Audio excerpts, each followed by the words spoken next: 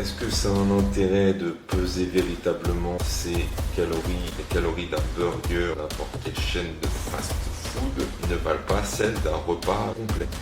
Cuisiner, vous n'avez pas le choix. Alors déjà, il faut savoir pourquoi vous devriez compter vos calories. Quel est votre objectif de base déjà? Est-ce que c'est perdre du poids? Est-ce que c'est prendre du muscle? Je comprends que vous puissiez vous la poser parce que même moi, j'ai eu besoin de prendre un peu de recul pour en tirer ma conclusion. Cette règle de 3, c'est de définir 3 sortes de chacun des éléments que je vais vous dire. D'accord? On peut prendre l'exemple pour ça du Coca zéro versus le Coca normal. On peut dire super, c'est top parce que je vais consommer finalement.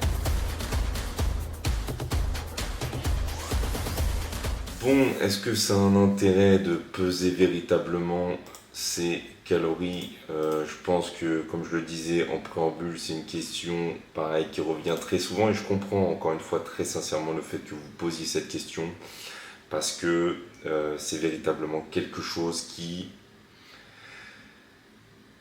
peut être sujet à débat, parce que moi j'ai mon prisme, mais comme beaucoup de choses avec lesquelles beaucoup de choses, beaucoup de sujets que j'aborde avec vous, j'essaie toujours d'être le plus nuancé possible.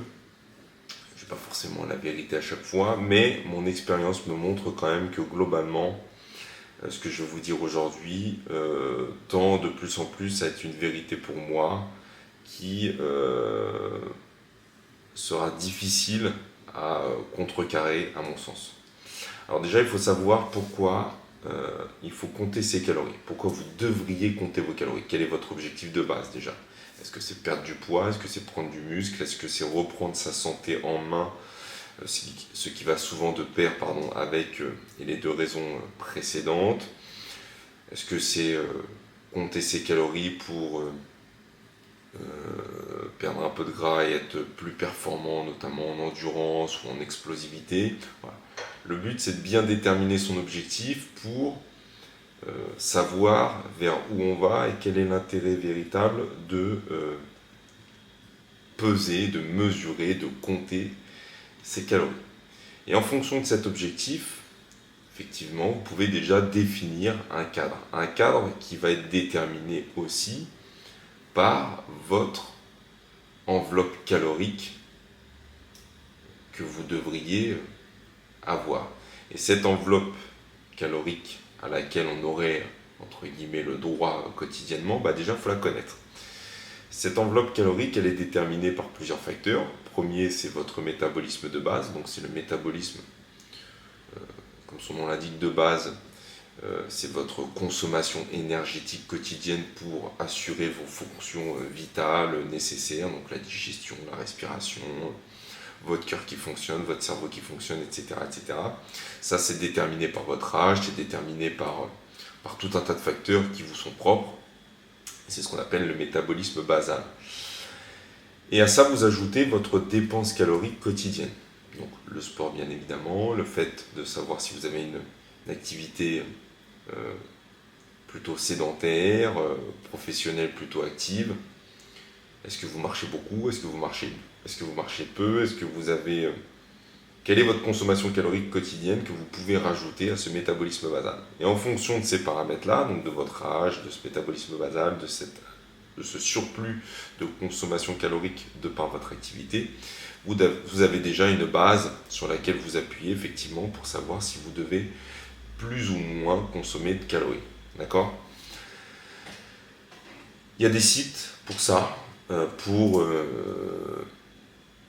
savoir si on est dans telle ou telle tranche. N'hésitez pas à me contacter en commentaire ou directement en direct. Je vous les donnerai volontiers. Il y a des sites avec des simulations. Vous savez, des simulations comme on fait des devis sur Internet pour son assurance.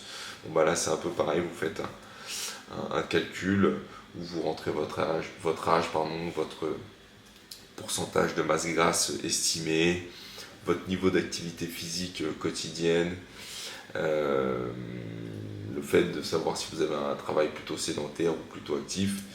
Et en fonction de tous ces paramètres, je crois que j'en oublie pas, vous avez un calcul qui est fait, vous avez une estimation de votre métabolisme quotidien en calories. Et donc vous savez plus ou moins où vous orienter par rapport à ça. Ça c'est sur le papier, c'est très bien. Ça permet véritablement, de manière complètement théorique, de savoir où on met les pieds. Compter ses calories sans connaître ces éléments, ça va n'avoir aucun intérêt parce qu'on va avoir une base euh, qui va être précise si on prend en compte ces éléments-là, versus une base qui va être complètement bancale si on ne les prend pas. Donc vous avez véritablement la nécessité d'avoir ce point de départ qui est fiable, enfin, plutôt fiable, à travers ces outils qui, encore une fois, peuvent être intéressants pour se constituer, entre guillemets, une base de travail. Ça, c'est le premier point. Donc, savoir déjà pourquoi vous comptez vos calories, quel est l'intérêt, dans quel objectif, savoir sur quelle base on s'appuie, et en fonction de ça, ça peut effectivement avoir un intérêt. Deuxième chose à prendre en compte, toutes les calories ne se valent pas. D'accord ? Les calories d'un burger, de n'importe quelle chaîne de fast-food, ne valent pas celles d'un repas complet. D'accord ? On n'a pas la même densité nutritionnelle. Souvent, les calories d'un produit ultra transformé sont pas pleines, entre guillemets, sont pas intéressantes. Elles vont plus avoir tendance à perturber le système plutôt qu'à nourrir le système. D'accord ? Parce qu'il va y avoir tout un tas d'additifs, tout un tas d'éléments qui vont venir perturber un peu notre système hormonal, qui vont venir tromper le fonctionnement normal de notre corps, et notre corps va pas pouvoir s'appuyer sur, entre guillemets, des éléments fiables pour derrière avoir des réactions saines, logiques, dans le but de fournir de l'énergie de manière pérenne à son corps. D'accord ? On peut prendre l'exemple pour ça du Coca Zéro versus le Coca normal. Le Coca Zéro, quand on regarde, effectivement, on peut se dire, ou une autre marque, hein, ou du Fanta Zéro, ou de l'Orangina Zéro, ou peu importe, tout ce qui est zéro, on peut se dire super, c'est top parce que je vais consommer finalement un truc qui ressemble à du Coca normal sans les effets néfastes, c'est-à-dire sans le sucre, sans les calories, alors que finalement, c'est peut-être même pire que de boire du Coca normal, tout simplement parce que vous envoyez des signaux contradictoires à votre corps, vous envoyez des... Quand vous buvez un Coca Zéro, vous avez l'impression qu'il est sucré, pourtant il n'y a pas de sucre, il n'y a que des éléments qui font croire à votre corps qu'il y a du sucre. Et votre corps va avoir tout un tas de réactions au niveau physiologique basées sur une fausse information du sucre. Donc vous allez avoir des réactions en chaîne qui vont être finalement basées sur du néant. Et du coup, vous trompez votre machine et vous avez une machine qui se dérègle au fur et à mesure. Et vous avez au niveau de votre glycémie un dérèglement qui va s'effectuer alors que vous pensez bien faire en ne consommant finalement pas de sucre et pas de calories. Vaut mieux boire, à mon sens, du coca, donner la juste information à son corps, de dire bon bah voilà, j'ai une grosse dose de sucre qui arrive, produit de l'insuline pour m'envoyer le sucre que j'ai en trop dans le sang et dispatche-le là où c'est nécessaire, plutôt que de faire croire à mon corps qu'il y a du sucre alors qu'il n'y en a pas, et avoir des réactions sur quelque chose qui finalement n'existe pas. Ça c'est vraiment très néfaste. Et bah c'est pareil pour les calories.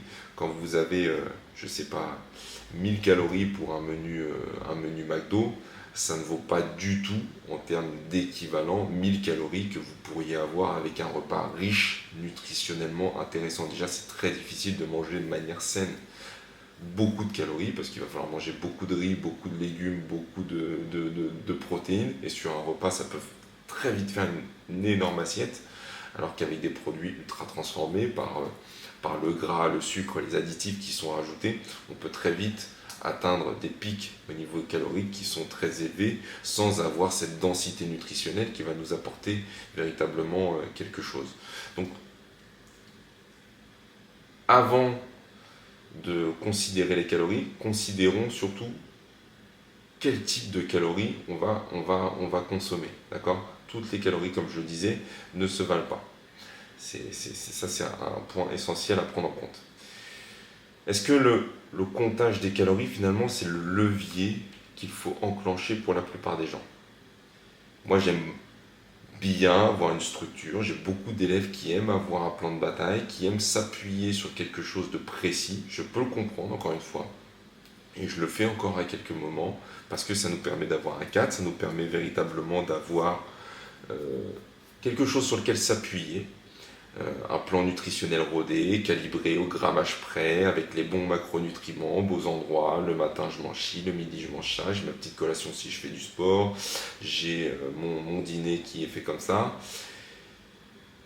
Et j'ai longtemps, et comme je le disais, ça m'arrive encore quelques fois, fait mes petits plans alimentaires calculés au grammage près, comme je le disais.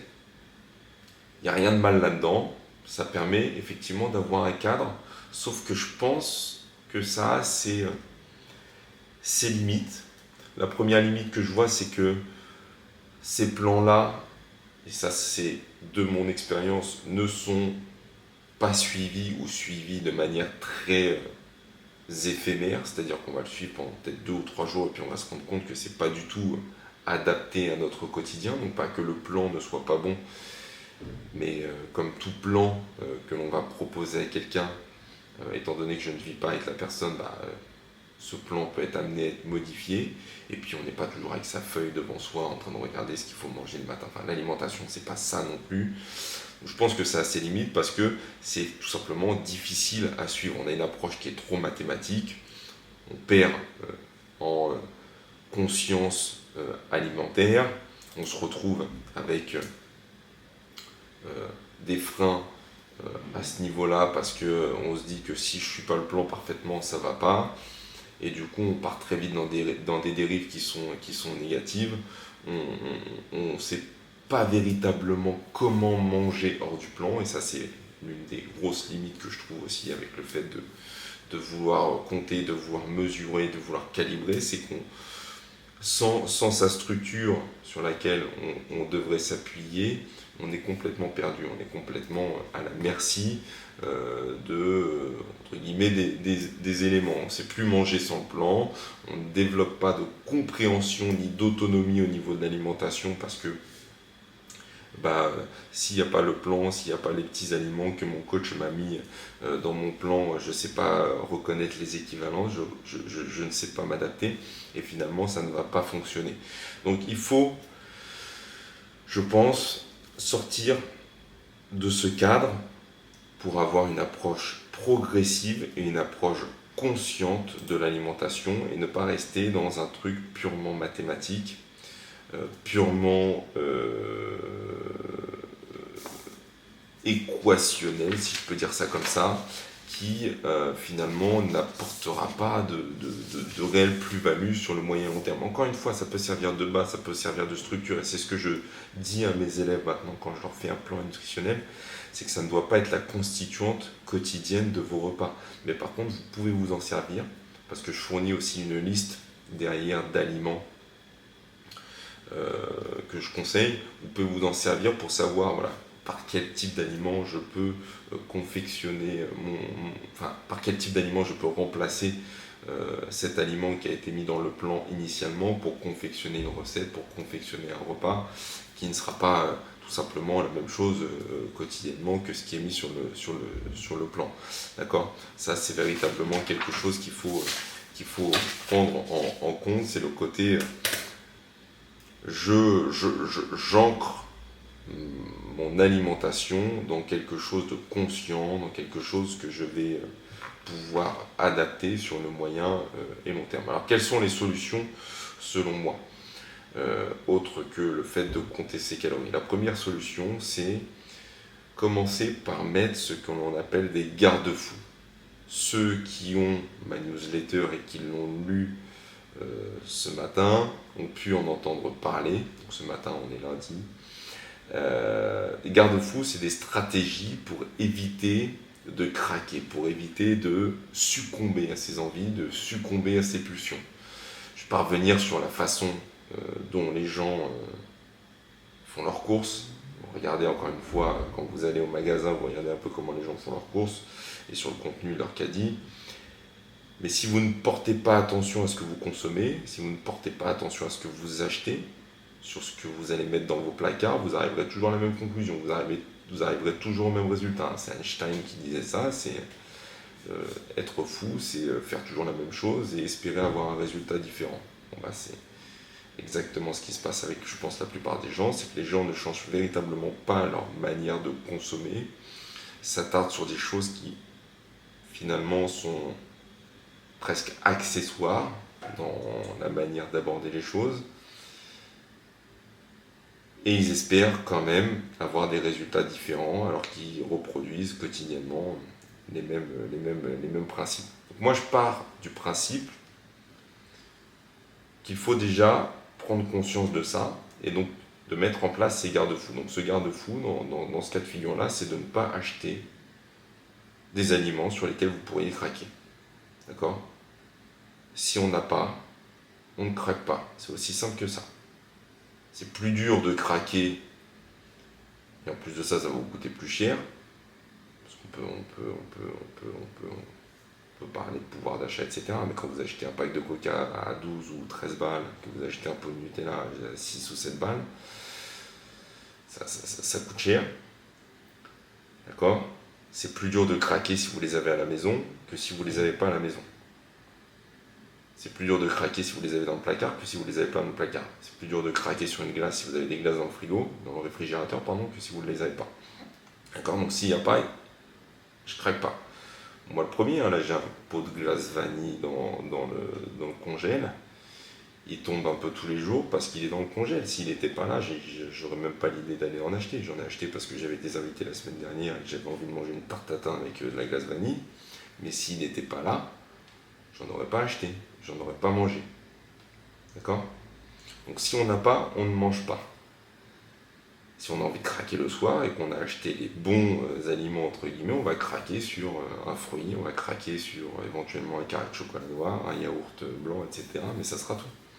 Et ça sera beaucoup moins, entre guillemets, grave que de craquer sur un sneakers, que de craquer sur les conneries qui peuvent traîner dans le placard parce qu'on a un pic d'envie de sucre à un moment de la journée où on est un peu, entre guillemets, en phase d'apaisement et de relâchement. Deuxième garde-fou, toujours se poser la question de savoir si ce que je vais faire, ça correspond à mes objectifs. Est-ce que ça m'approche, ça m'oriente vers mes objectifs, ou est-ce que l'action que je vais porter sur mon alimentation va m'en éloigner ? Vous pouvez compter toutes les calories que vous voulez. Quand vous avez encore une fois ces moments de relâchement, ces moments de faiblesse, vous allez craquer, c'est humain, c'est comme ça pour tout le monde. Tout le monde à 23h dans son canapé a envie, je pense, de bouffer une glace. Enfin, la plupart. Surtout si on est habitué à le faire. D'accord ? Donc si vous avez une glace, vous allez craquer. Par contre, si vous avez une glace dans votre réfrigérateur, ce que vous ne devriez pas avoir, mais que vous vous posez la question de savoir si le fait de manger un pot, une coupelle de glace à ce moment-là, ça va vous rapprocher, vous éloigner de votre objectif, ça peut être aussi un garde-fou pour savoir si je dois ou pas le faire. Indépendamment des calories que ça va vous apporter, ça va vous donner une orientation sur ce que vous devriez faire ou ne pas faire. D'accord ? Et surtout, ça va vous permettre de rester dans les rails de vos objectifs, de rester dans les rails de ce qu'il faudrait faire pour les atteindre. Alors il y en a qui vont me dire oui, mais j'ai rien dans mes placards, mais il y a les applications de livraison, il y a Uber, il y a Deliveroo. Maintenant c'est vrai qu'on peut se faire livrer limite un paquet de chips ou un paquet de Smarties avec Uber ou Deliveroo. Et ben vous les téléchargez pas ces applications. Moi, ces applications, elles n'existent même pas. Je les ai pas dans mon téléphone, j'ai pas de carte bleue préenregistrée, c'est-à-dire que j'ai pas 3 clics à faire et boum, ma commande elle arrive. Tout ce qui est automatique, tout ce qui est facilitant, je l'enlève de mon téléphone ou de mon ordinateur. D'accord ? Si vous ne les avez pas, si vous n'avez pas vos cartes bleues enregistrées de manière automatique dessus, vous avez pareil moins de chances de consommer plus facilement des choses dont vous n'avez pas besoin. Plus le chemin vers la consommation est facilité, plus vous allez subir. Sur Amazon, sur Temu, sur Shine, je sais pas quoi là, tous ces sites un peu pirates, on va dire, dans le sens où ça nous force à acheter des choses. Plus, vous le voyez bien, de toute façon tout est enregistré, en 2 clics vous pouvez atteindre très vite, votre commande est validée. Vous n'avez même pas rentré le numéro de votre carte bleue, mais allez, c'est normal, elle est enregistrée. Tout ça, c'est facilité, c'est pour pousser la consommation. C'est pareil pour la bouffe. D'accord ? Effectivement, il y a les applications de livraison, mais si vous ne les avez pas sur votre téléphone, déjà, c'est pareil, c'est un garde-fou supplémentaire parce qu'il faudrait la télécharger, créer un compte, enregistrer sa carte bleue. Tout ça, c'est des actions supplémentaires qui vont freiner votre envie de consommer. Donc, ayez des garde-fous plutôt que de chercher à consommer et à calculer vos calories. Ayez des garde-fous pour éviter au maximum de manger des choses qui font défaut à beaucoup et qui sont finalement plus le levier qu'il faudrait actionner plutôt que de savoir si je consomme 200 ou 300 kilos de trop, 200 ou 300 kilos de calories de trop dans ma journée. Avant de compter ses calories, il faut chercher aussi à comprendre son alimentation, à comprendre la manière dont on consomme. Ça va de pair avec ce que je disais. Et ça, c'est vraiment pas compliqué. Et ça passe par un principe fondamental que je dis tout le temps, il faut cuisiner. Vous n'avez pas le choix. Si vous cuisinez, c'est ok. Si vous cuisinez, vous savez ce que vous mettez dans la poêle, vous savez ce que vous mettez dans la casserole, vous savez la quantité d'huile que vous mettez, vous savez la quantité éventuelle de sucre que vous mettez quand vous cuisinez. Vous savez tout. D'accord ? Vous en prenez conscience. Quand vous voyez ce que vous devez... J'ai fait un flan vanille la dernière fois, pas de problème à ça. Quand vous voyez la quantité de sucre, de crème et de beurre que vous mettez en l'occurrence là dans la pâte, parce que j'ai fait une pâte sablée, ça vous refroidit tout de suite. Vous savez que si vous mangez un demi-flan, vous savez ce que vous allez manger, d'accord ? Il n'y a pas de problème à en manger, mais par contre vous en avez conscience.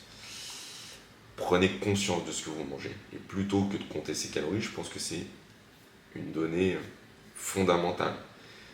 Alors qui dit cuisiner dit alimentation bien évidemment brute. On élimine tout ce qui est transformé. Donc si vous prenez l'habitude de cuisiner, vous allez prendre l'habitude d'acheter des aliments bruts. Pareil, je ressasse des idées qui sont à mon sens très basiques et qui doivent être, je pense, répétées pour être inscrites dans nos cerveaux. Donc des produits de base, de saison, variés, qui ne sont pas des choses pour lesquelles on a besoin de pubs pour les consommer. Généralement, quand vous voyez des pubs à la télé pour des produits, c'est des produits qu'il ne faut pas acheter. On fait rarement des pubs pour acheter de la pomme de terre ou du riz, ou de la viande de qualité. Ce sont ces produits-là qu'il faut acheter parce que ce sont des produits bruts. D'accord ? Ce sont des produits qui vont être la constituante principale de votre alimentation. Et moi, pour ça, j'utilise une règle de 3 pour orienter le mieux possible l'alimentation pour moi, mais ça se fait de manière presque inconsciente maintenant parce que je sais, mais surtout pour les gens quand je les aide. Et cette règle de 3, c'est de définir, je ne sais pas à quelle fréquence vous faites vos courses, mais on va imaginer toutes les semaines, 3 sortes de chacun des éléments que je vais vous citer. Donc vous prenez votre caddie et vous faites 3 sortes de protéines. Donc vous allez prendre des œufs, de la viande, des yaourts par exemple.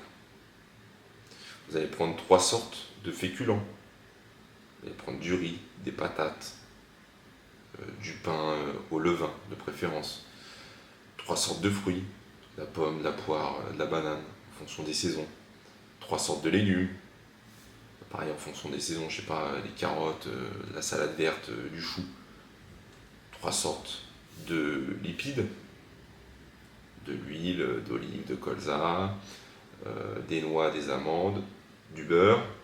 Et vous allez prendre 3 sortes d'éléments petits plaisirs. Donc, du chocolat, ça peut être des noix, des amandes, du beurre de cacahuète, du miel, peu importe. Et avec ça, avec tous ces éléments, si vous prenez à chaque fois un petit peu de ces éléments-là dans chacune de ces catégories, donc protéines, féculents, enfin glucides, féculents, fruits, légumes, lipides et petits plaisirs, et que vous respectez le fait d'avoir quelque chose de brut à chaque fois, avec ça, vous ne pouvez pas vous tromper. Et chaque semaine, vous variez, vous changez. Vous allez prendre des carottes, la semaine d'après, vous prenez du chou. Vous allez prendre de la viande, vous prenez du poisson. Vous allez prendre, je sais pas, des noix et des amandes, vous prenez des noisettes, on sait rien.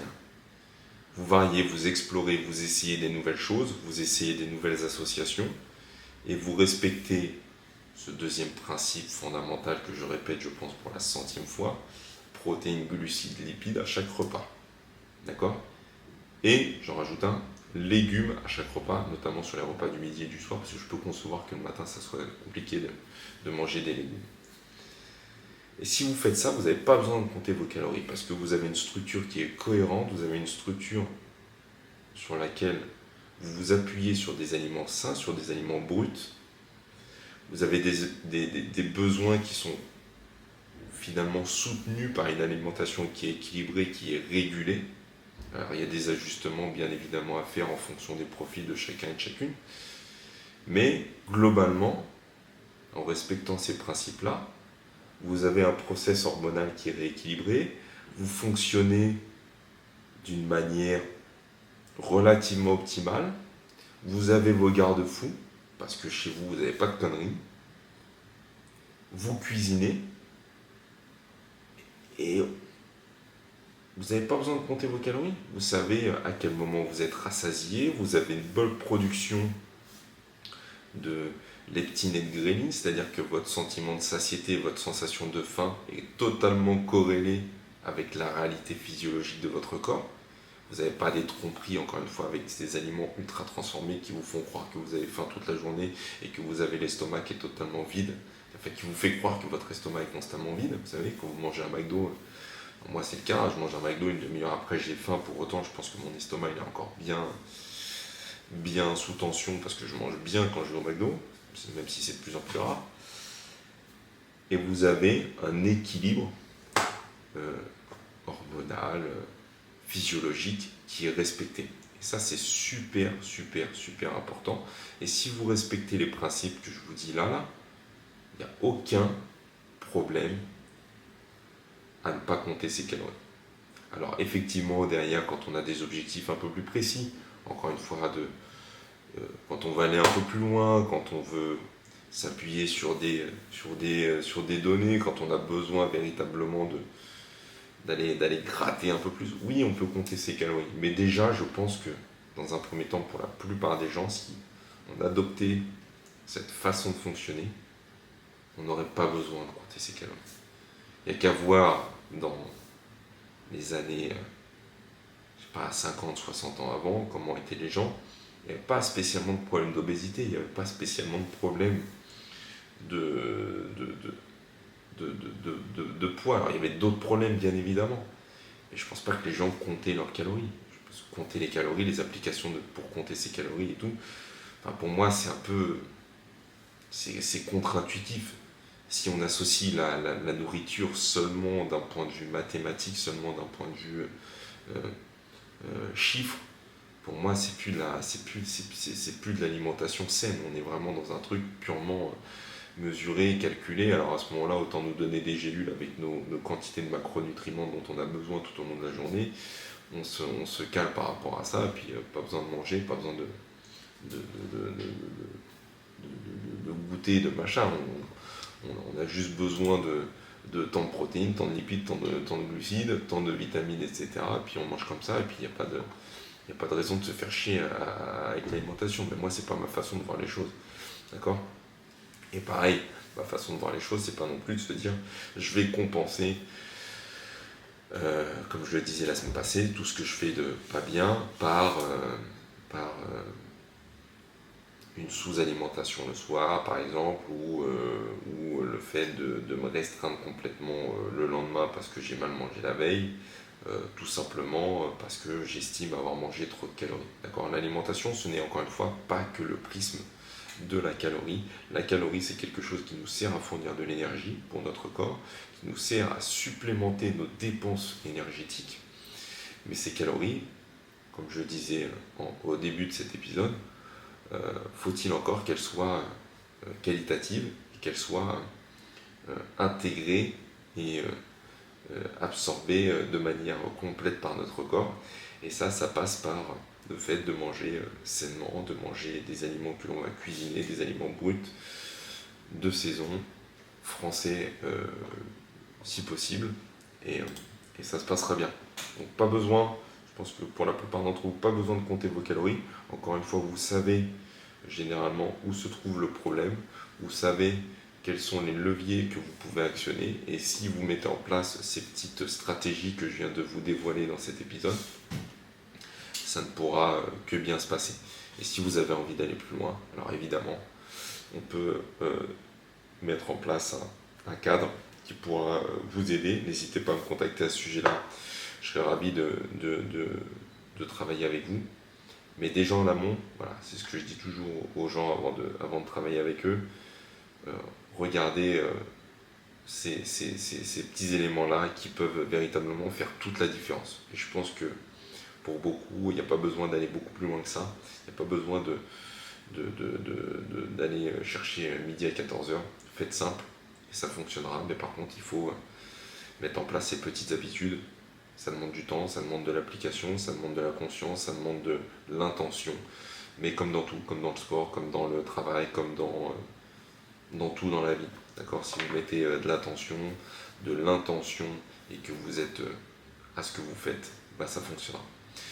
Je vous remercie pour votre écoute. Je vous dis à la semaine prochaine pour un nouvel épisode. N'hésitez pas pareil à me solliciter sur des questions, sur des sujets que vous voudriez que j'aborde. Et j'y répondrai avec plaisir comme d'habitude. Je vous souhaite une bonne semaine et je vous dis à très vite à la salle pour ceux qui jouent à la salle et sur les réseaux pour ceux qui me contacteraient sur les réseaux. Allez, ciao ciao.